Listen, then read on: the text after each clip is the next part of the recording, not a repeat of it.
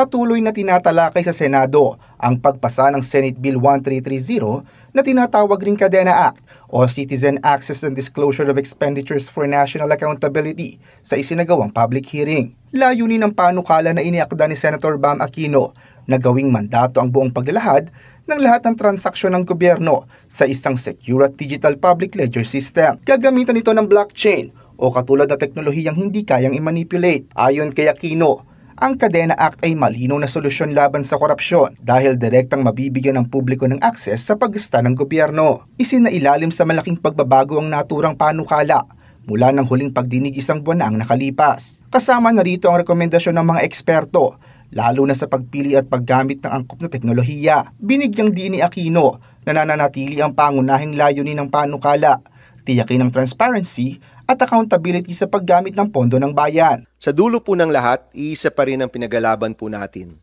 Transparency, accountability, at sa pagiging bukas sa pagbusisi ng budget ng ating gobyerno na siya pong pera ng taong bayan. Solusyon at serbisyo para sa taong bayan, yan po yung hangarin ng batas na ito at siyempre po para labanan ng korupsyon. Ang Kadena Act ay isa sa pinakaklarong paraan para mabantayan ng taong bayan ang paggastos ng kanilang buwis. Dagdag pa ng senador, ang paggamit ng blockchain ay magtitiyak na ang datos ay secure, beripikado at hindi mababago. Ang pagbulatlat ng mga pinagagastusan hanggang sa presyo ng materyales, yan po ang level of transparency na hinahanap po natin at yan din po ang pinakamalakas nating sandata laban po sa korupsyon at sa pagnanakaw sa ating bansa. Giit pa ni Aquino, ang Kadena Act ay direktang magpapakita ng totoo at tunay na pagsisikap ng gobyerno laban sa korupsyon. Kaya kung seryoso po tayo sa laban sa korupsyon, simulan po natin sa pinakasimpleng solusyon.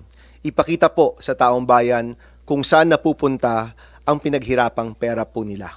Formal na nagpapatuloy ang deliberasyon ng Senate Committee sa panukalang batas at dumalawak ang nakakuha nitong suporta mula sa mga senador at publiko. Raymond Tasoy, CLTV 36 News.